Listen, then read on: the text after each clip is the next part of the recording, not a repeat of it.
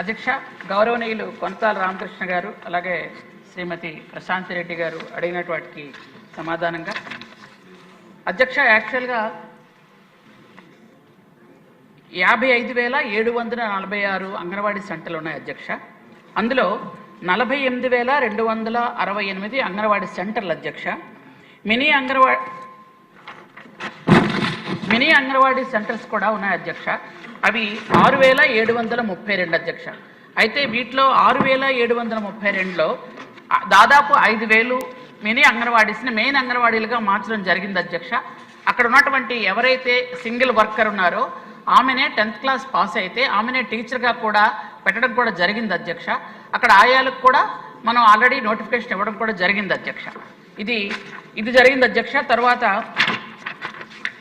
అంగన్వాడీ సెంటర్స్లో పిల్లలందరికీ కూడా భోజనం పెట్టడం మాత్రమే కాకుండా వాళ్ళకి మన ప్రభుత్వం వచ్చిన తర్వాత ప్లే కిట్స్ ఇస్తున్నాం అధ్యక్ష. ఎందుకంటే ఆ బొమ్మల ద్వారా వాళ్ళకి చదువు చెప్పడం, అలాగే గుడ్ టచ్ బ్యాడ్ టచ్ కూడా వాళ్ళకి నేర్పించడం, ఇవన్నీ కూడా ట్రైనింగ్ కూడా ఇచ్చాం అధ్యక్ష ఆల్రెడీ అంగన్వాడీ టీచర్స్కి. కాబట్టి వాళ్ళకి చార్ట్ల ద్వారా బొమ్మల ద్వారా పిల్లలకు చదువులు చెప్తూ అలాగే పౌష్టికాహారం ఇవ్వడం కూడా జరుగుతుంది అధ్యక్ష. అంగన్వాడీ సెంటర్స్లో గౌరవ వేతనం గురించి అడిగారు అధ్యక్ష. గౌరవ వేతనం అంటే చంద్రబాబు నాయుడు గారు రెండవసారి ముఖ్యమంత్రి అయినప్పుడు ఒకసారి పెంచడం జరిగింది అధ్యక్ష. అలాగే మూడవసారి ముఖ్యమంత్రి అయినప్పుడు కూడా ఇంకోసారి పెంచడం జరిగింది అధ్యక్ష. మొదటిసారి వాళ్ళకి 2,700తో మొదలుపెట్టిన వాళ్ళ తాలూకా జర్నీ 4,500, తరువాత 10,500తో అంగన్వాడీ టీచర్స్ ఉంటే గత 5 సంవత్సరాలుగా ఒకే 1,000 రూపాయలు పెంచారు అధ్యక్ష. అంటే ఇప్పుడు టోటల్గా వాళ్ళకి 11,500 రూపాయలు వాళ్ళకి జీతం వస్తుంది అధ్యక్ష. ఆయాలకి 7,000 రూపాయలు ఇస్తున్నాం అధ్యక్ష. అయితే వాళ్ళకి సెలవులు కూడా మనం ప్రసూతి సెలవులు ఇస్తున్నాము. అలాగే వాళ్ళకి సమ్మర్ హాలిడేస్ కూడా ఒక 15 రోజులు ఉంటాయి అధ్యక్ష. అలాగే వార్షిక సెలవులు కూడా ఒక 20 రోజులు ఉంటాయి అధ్యక్ష. వాళ్ళకి సెలవుల్లో కూడా ఎటువంటి ఇబ్బంది పెట్టలేదు. మన గవర్నమెంట్ వచ్చాక 60 సంవత్సరాల నుంచి రిటైర్మెంట్ వయసుని 62 కూడా పెంచడం జరిగింది అధ్యక్ష. గ్రాడ్యుయేటీ కూడా ఇవ్వడం జరిగింది అధ్యక్ష. గ్రాడ్యుయేటీ ముఖ్యంగా వాళ్ళు ఎన్నో సంవత్సరాలుగా గ్రాడ్యుయేటీ కోసం బాధపడుతున్న అంగన్వాడీకి వాళ్ళకి గౌరవ ముఖ్యమంత్రి వర్యులు మహిళలు పడుతున్న కష్టానికి ఫలితంగా వాళ్ళ గ్రాడ్యుయేటీ ఇవ్వాలి అని చెప్పి వాళ్ళకి గ్రాడ్యుయేటీ ఇవ్వడం కూడా జరిగింది. అంగన్వాడీ టీచర్లు అయితే 1,00,000 రూపాయలు వాళ్ళ రిటైర్మెంట్ అనంతరం, అలాగే ఆయాలైతే 40,000 రూపాయలు ఇస్తున్నాం అధ్యక్ష.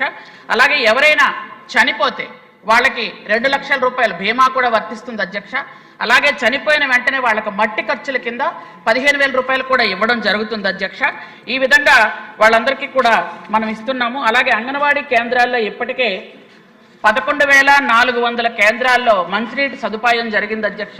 అలాగే వాళ్ళకి మరుగుదొడ్లు కూడా 10,000 సెంటర్లకి ఇవ్వడం జరిగింది అధ్యక్ష. విద్యుత్ సౌకర్యం కూడా 8,000 సెంటర్స్కి ఇస్తున్నాము. సొంత భవనాలు మ్యాక్సిమం చాలా వరకు ఉన్నాయి అధ్యక్ష. కొన్ని అద్దె భవనాల్లో వెళ్తున్నాయి. అవి కూడా త్వరలో సొంత భవనాలు చేయాలనే ఉద్దేశంతోనే ప్రభుత్వం కృతనిశ్చయంతో ఉంది అధ్యక్ష. అలాగే వాళ్ళకి ఏంటంటే అంగన్వాడీ వర్కర్స్ మీద కేసులు అన్నారు, మ్యాక్సిమం కేసులన్నీ తొలగించడం జరిగింది అధ్యక్ష.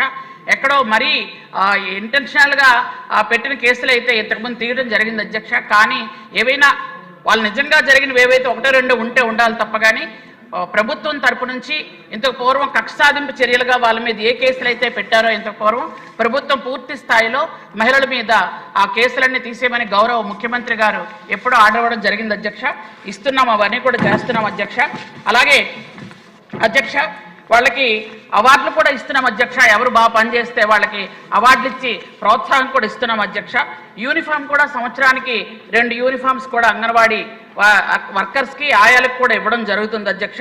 ఇవన్నీ కూడా గౌరవ ముఖ్యమంత్రి వారి నారా చంద్రబాబు నాయుడు గారు మహిళలు ఉద్యోగం చేస్తున్నారు, వాళ్ళకి భద్రత ఉండాలనే ఉద్దేశంతో అన్ని విధాలుగా వాళ్ళకి అన్ని రకాల సదుపాయాలు కూడా చేయడం జరుగుతుంది అధ్యక్ష. థ్యాంక్ యూ అధ్యక్ష. రామకృష్ణ గారు. అధ్యక్ష, అంగన్వాడీ కేంద్రాలు చాలా చోట్ల వాళ్ళకి మంచినీటి సదుపాయం కానీ వాష్రూమ్స్ కానీ ఇవి లేవు అధ్యక్ష. ఇవి తక్షణమే పూర్తి చేయాల్సినటువంటి అవసరం ఉంది. రెండోదంటే పౌష్టికాహారం విషయంలో మన వ్యవసాయ శాఖ నుంచి ప్రకృతి వ్యవసాయం చేస్తున్నారు అధ్యక్ష.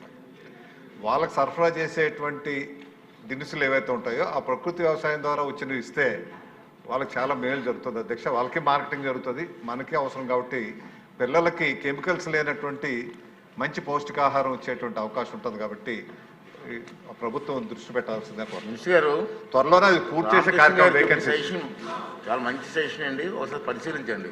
అధ్యక్ష, యాక్చువల్గా సొంత భవనాలు ఉన్న వాళ్ళకి ₹1,00,000 ఇస్తున్నాం అధ్యక్ష. అది కాదు, అదే చెప్తున్నాను అధ్యక్ష. పౌష్టికాహారం జరుగుతున్నది. పౌష్టికాహారానికి చెప్తున్నాను, ₹1,00,000 ఇస్తున్నాం. అందులో ఏంటంటే ఒక ₹10,000 పెరటి తోటల కూరలు అని పెట్టడం జరుగుతుంది అధ్యక్ష.